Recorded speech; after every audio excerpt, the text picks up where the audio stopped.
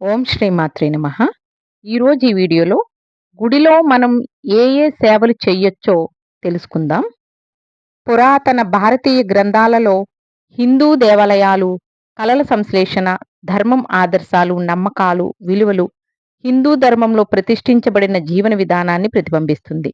ఇది ఒక పవిత్ర స్థలంలో మనిషి, దేవతలు, విశ్వపురుషుని మధ్య అనుసంధానం. గుడిలో వాతావరణం, రూపకల్పన హిందూ జీవన విధానం, ఆదర్శ సిద్ధాంతాలను ప్రతీకాత్మకంగా నిలుస్తాయి. జీవితాన్ని సృష్టించి నిలబెట్టే అన్ని విశ్వమూలకాలు హిందూ దేవాలయాల్లో ఉన్నాయి.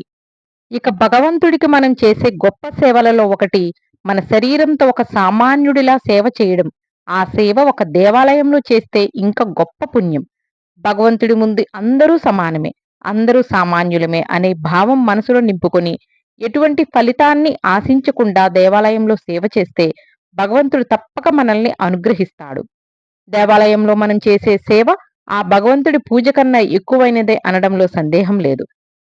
దేవాలయంలో మనం చాలా సేవలు చేయొచ్చు. అందులో దేవాలయం బండలు తుడవడం, భగవంతుడు అంటే విగ్రహం ధరించిన వస్త్రాలు ఉతకడం, దేవుడు పల్లకీ మోయడం, దేవుడు పూజ సామాగ్రిని శుభ్రం చెయ్యడం, దేవాలయ ప్రాంగణం శుభ్రం చెయ్యడం, దేవుని విగ్రహాల అలంకరణ కోసం పూలమాలలు కట్టడం, దేవుడి అలంకరణలో సహాయం చెయ్యడం, దేవుడి పూజకు సామాన్లు సర్దడం, దేవుడి అభిషేకం కోసం పదార్థాలను వండడం, సర్దడం, దేవుడి తీర్థప్రసాదాలు కూడా పంచడం. అలాగే దేవాలయం గోడలు, గోపురాల మీద ఉన్న బూజు దులపడం, అన్నదాన కార్యక్రమంలో వంటకు సహాయం చేయడం, దేవుడు పూజ యొక్క నిర్మాల్యం శుభ్రం చేయడము, అలాగే దేవుడు కళ్యాణంలో సహాయం చేయడం. ఇలాంటి కార్యక్రమాలు, సేవలు చేయడం వల్ల అమ్మవారి, అయ్యవారి కృపా కటాక్షాలు మనకి ఎల్లప్పుడూ లభిస్తాయి.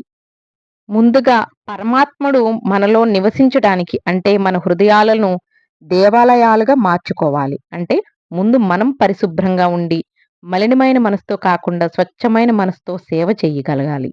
నిజమైన ఆరాధనలో ప్రతి ఒక్కరిలో దేవునికి హృదయపూర్వక భక్తి ఉంటుంది.